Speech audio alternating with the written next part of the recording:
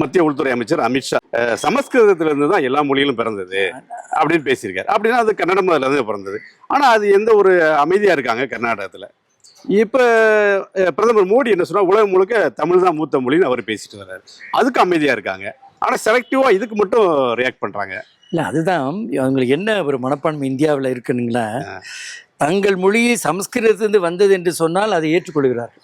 அதுக்கு அடிப்படை காரணம் அதற்கு பின்னால் இருக்கிற அரசியல், அதற்கு பின்னால் இருக்கிற அதை அதை அதை ஆதரித்து பாராட்டுகிற இந்திய சமூகத்தின் ஒரு பிரிவினர், அதற்கு மத்திய அரசு ஆண்டுதோறும் செலவழிக்கிற பணங்கள், அதற்கு இந்தியா முழுவதும். இன்னும் சொல்கிறேன், நான் ஒரு செம்மொழி நிறுவனத்தின் முதல் பதிவர் என்கிற முறையில் சமஸ்கிருதத்திற்கு 7 பல்கலைக்கழகங்கள் இருக்கின்றன, ஹிந்திக்கு 4 பல்கலைக்கழகங்கள், ஹிந்தி மொழிக்கு மட்டுமே சொல்கிறேன், உருதுக்கு 2 பல்கலைக்கழகங்கள் இருக்கின்றன. ஆனால் தமிழுக்கு 1 தான் இருந்தது. தமிழ் வந்ததற்கு பின்புதான், இன்னொன்றும் சொல்லுகிறேன், 2018 இவர்கள் கன்னடம் செம்மொழி என்று வாங்கிவிட்டார்கள்.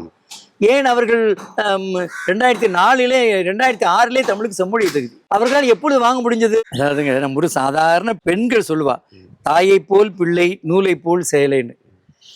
தமிழை போல் கன்னடம் இருப்பது உண்மை. அதனால் கன்னடம் தமிழாக முடியாது.